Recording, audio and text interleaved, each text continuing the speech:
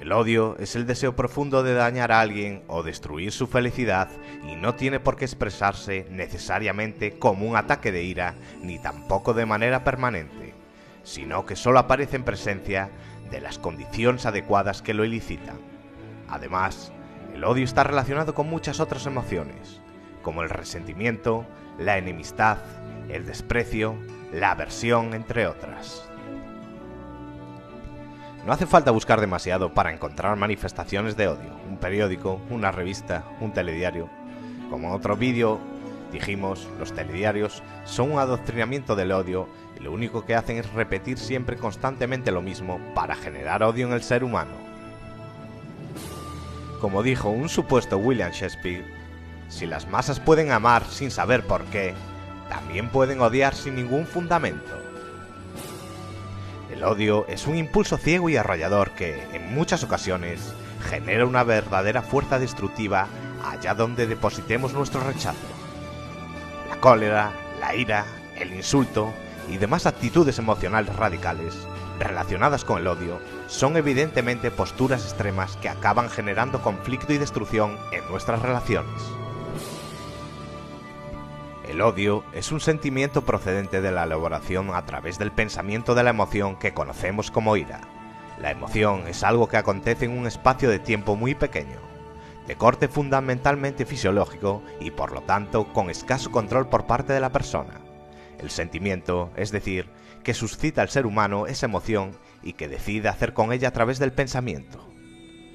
Es por lo tanto un proceso diferente y más extendido en el tiempo y con posibilidades de control.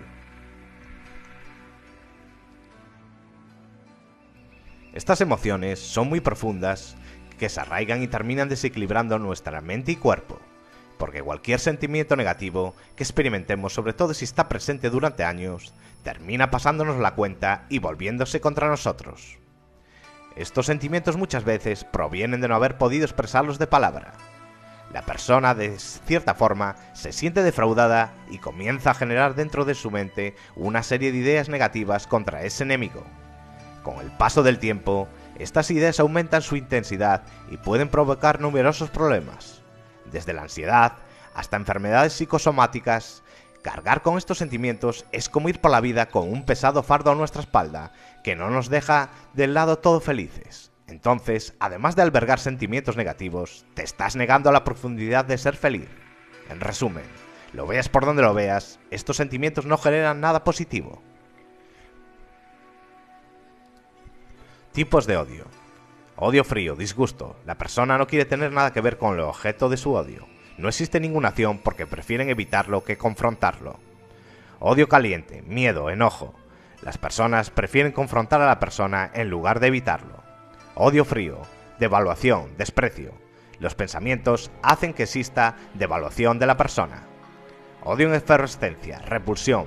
Se debe hacer algo para que el objeto odiado sea eliminado. Odio hirviente. La persona ve el objeto de odio como algo que se debe eliminar. Odio ofensivo, injuria. Se piensa que el objeto de odio es una amenaza para y se compromete con la idea de que siempre han sido así. Odio que quema, necesidad de destrucción. Forma extrema del odio, genocidios, asesinatos masivos, crímenes de odio. El corazón contiene un sistema nervioso independiente con más de 40.000 neuronas, según asegura Carl G. Jung, y una compleja y tupida red de neurotransmisores, proteínas y células de apoyo.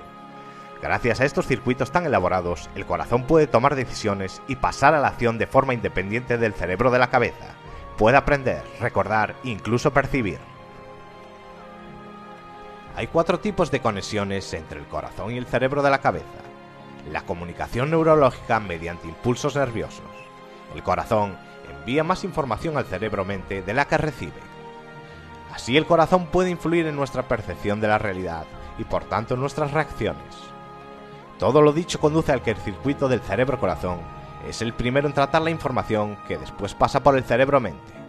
Y como algunos seres humanos están empezando a experimentar el uso consciente de este circuito, representa un paso más en la evolución humana, un salto evolutivo que se une a la activación de componentes durmientes del ADN. Es el corazón el que produce la hormona ANF, que produce la homeostasis, equilibra el cuerpo y inhibe la producción de la hormona del estrés, producir y liberar oxitocina, hormona del amor. Debemos aprender a confiar en la intuición y reconocer que el verdadero origen de nuestras reacciones emocionales no está en lo que ocurre en el exterior, sino lo que ocurre en nuestro interior. Problemas cardiovasculares. El rencor es una herida que mantenemos abierta y en la que por lo tanto rehusamos recibir sanidad. Cada vez que somos ofendidos, también somos tentados a guardar en nuestro interior sentimientos amargos y vengativos. El resentimiento, también llamado amargura o rencor, es la experiencia de una emoción negativa sentida como el resultado de un daño percibido, sea real o imaginario.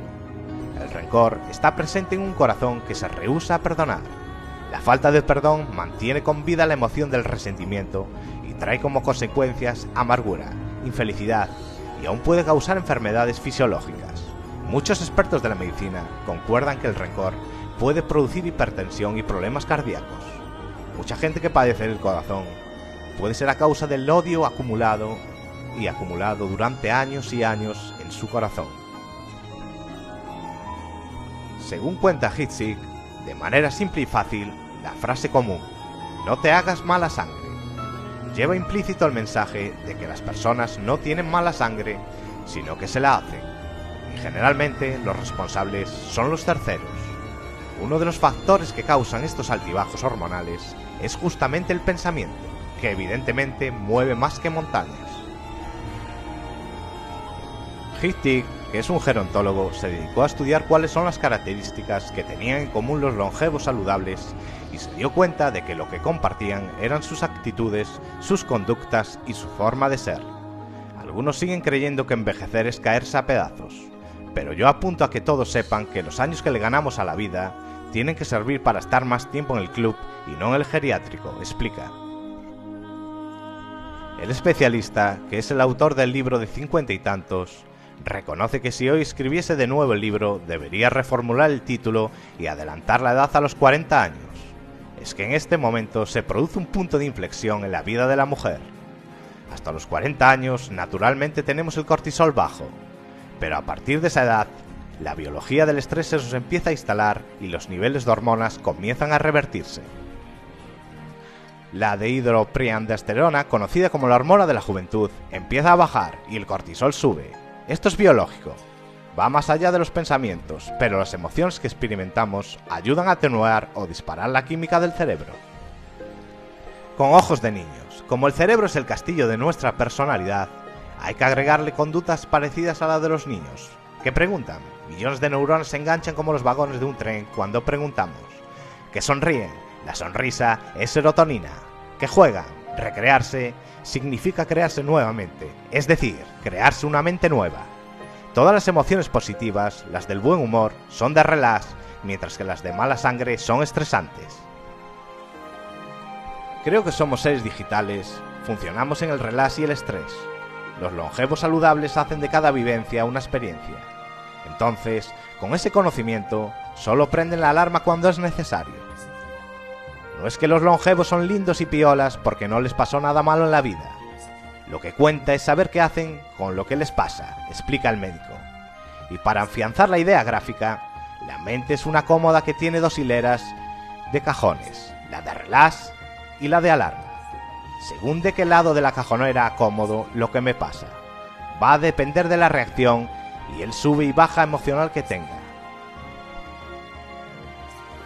Entonces, estimular que fluya más tiempo la fórmula del buen humor y no la de la mala sangre con pensamientos positivos y capitalizando lo que nos sucede es la clave para mantenerse joven a partir de los 40. De esta manera, la frase es cuestión de actitud, toma fuerza y resulta clara para los ojos de quien quiera aprender que los años de la vida no vienen solos. Llegan llenos de la posibilidad de seguir creando, aprendiendo y sonriendo. En esencia, el cerebro humano consta de 3 formaciones o cerebros independientes. Cada uno de estos cerebros posee su propia inteligencia, su propia subjetividad individual, su propio sentido del tiempo y el espacio y su propia memoria, además de otras funciones. Estos son los 3 en orden: el cerebro reptiliano, el límbico y el neocortés. Los 3 cerebros están interconectados a nivel neuronal y bioquímico y cada uno controla distintos funcionamientos de nuestro cuerpo. afectando directamente a nuestra salud, bienestar y rendimiento personal, profesional o académico. El reptiliano regula las funciones fisiológicas involuntarias de nuestro cuerpo y es el responsable de la parte más primitiva de reflejo-respuesta. No piensa ni siente emociones, solo actúa cuando nuestro cuerpo se lo pide. Control hormonal y de la temperatura, hambre, sed, motivación reproductiva, respiración. Por encima del reptiliano tenemos el sistema límbico, almacén de nuestras emociones y recuerdos. En él se encuentra la amígdala, considerada la base de la memoria afectiva. Entre las funciones y las motivaciones del límbico están el miedo, la rabia, el amor maternal, las relaciones sociales, los celos. Por último, tenemos el neocórtex, o cerebro racional, que es quien permite tener conciencia y controla las emociones, a la vez que desarrolla las capacidades cognitivas, memorización, concentración, autorreflexión, resolución de problemas, habilidad de escoger el comportamiento adecuado. Es la parte consciente de la persona tanto a nivel fisiológico como emocional. Para hacerlo más fácil y comprensible, agruparemos el primer y el segundo cerebro y lo llamaremos cerebro emocional inconsciente y al tercero lo llamaremos cerebro racional consciente. Buena parte de la responsabilidad en conseguir este estado de salud integral recae en la estructura llamada amígdala, del sistema límbico, que condiciona nuestros sistemas ejecutivos y de autocontrol emocional, neocortex, a la vez que condiciona nuestra salud física, reptiliano. Cuando el estrés se apodera de nosotros, la amígdala se activa, no funciona con normalidad y esta alteración provoca que el cerebro no procesa adecuadamente la información sensorial que llega a través principalmente del oído y de otros sentidos. Es entonces cuando la persona reacciona con impulsividad y se bloquean las funciones del neocórtex, los sistemas ejecutivos y de autocontrol emocional, que influyen negativamente en nuestro bienestar y en consecuencia en nuestro rendimiento. ¿Quién no se ha bloqueado ante una situación de miedo, angustia o estrés? Hormonas del estrés. Cuando el organismo es sometido a una situación estresante, se produce la activación de una serie de mecanismos que tienen por objeto elevar rápidamente los recursos disponibles para aumentar las posibilidades de supervivencia o éxito a corto plazo. Si bien existen otras hormonas relacionadas con el estrés, las dos hormonas principales son el cortisol y la adrenalina, que son liberadas por las glándulas suprarrenales. La hormona del estrés, cortisol, más conocida como la hormona del estrés, pausa o ralentiza temporalmente las funciones de reparación y renovación de los tejidos, modificando el metabolismo de hidratos de carbono, proteínas y grasas. Su función fundamental es la de proveer rápidamente de energía extra al organismo ante una situación de emergencia, y lo hace liberando grandes cantidades de glucosa en la sangre. Además, disminuye la actividad de otras funciones corporales como el sistema inmunológico, la digestión o el crecimiento para aumentar los recursos disponibles. Otras hormonas secundarias relacionadas con el estrés son la dopamina y la noradrenalina. La dopamina es conocido popularmente por ser el neurotransmisor encargado de las sensaciones placenteras. Sin embargo, también participa en la toma de decisiones, la regulación del aprendizaje, o la memoria y la coordinación muscular. Ante una situación de estrés agudo o puntual, el organismo reacciona liberando dopamina. Pero cuando se prolonga demasiado, se hace crónico. Se ve afectada esta función de producción de la hormona, lo que puede acabar provocando depresión al reducir la capacidad de sentir placer o disfrutar de la vida del individuo. La noradrenalina o norepinefrina, cuando es liberada como parte de una respuesta al estrés, esta hormona afecta a determinadas partes del cerebro, como la amígdala central, donde se controlan los mecanismos de atención y respuesta, íntimamente relacionados con el mecanismo de lucha o huida. Además, al igual que la adrenalina, produce un incremento directo de la frecuencia cardíaca, aumentando la irrigación sanguínea muscular y la oxigenación del cerebro. La noradrenalina también eleva los niveles de glucosa en la sangre y por tanto la cantidad de energía disponible. Como ya hemos dicho, el objetivo de las hormonas del estrés es defender el organismo en el corto plazo. Sin embargo, en el medio y largo plazo, diversos estudios han encontrado relación directa entre el estrés y múltiples problemas de salud, como cardiopatías, depresión o diabetes. Así que si quieres tu cuerpo, si quieres tu corazón, lo mejor que puedes hacer es aprender a perdonar. Aprender que perdonar no es hacerle ningún favor a otros, sino que te lo estás haciendo a ti mismo. Por lo tanto, es la mente cegada por la ignorancia la que traza fronteras y límites ilusorios que generan dolor y sufrimiento innecesario. Entendiendo esto, deberemos tratar de controlar nuestras emociones negativas, con todos los instrumentos que estén a nuestra mano, desde reírnos más, escuchar nuestra música, yoga, todo lo que nos haga sentir feliz con nosotros mismos. Y sobre todo, aprender a perdonar y sentirse indiferente ante insultos, críticas, etc. Una buena práctica es el budismo zen, que tiene como fin transformar los 3 venenos de la humanidad con sus antídotos correspondientes. De esta forma, a través de la práctica perseverante y del desarrollo adecuado de la atención consciente, va surgiendo la sabiduría, entendida como la disolución de la ignorancia, la ecuanimidad, esto es, la serenidad mental y emocional que permite la disolución de los apegos, y la compasión, o disolución de la cólera y el odio.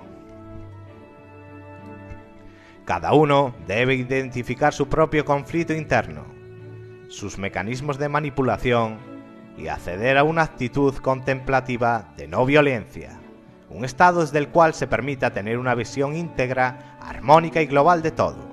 Es la práctica de la paciencia la que evita toda agresión. Este es el principio de la no violencia.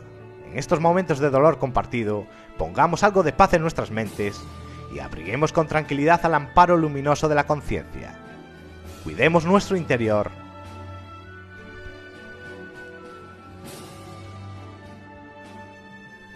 Como Buda dijo una vez, todo pasa. Así debes considerar este mundo pasajero, como una burbuja en un arroyo, un relámpago en la nube de verano, una lámpara que parpadea, un fantasma, un sueño. Bueno, esto ha sido todo, amigos y amigas. Ya sabéis, si os ha gustado el vídeo, darle a like y compartir. Nos vemos en el próximo vídeo. Que la fuerza os acompañe. Saludos.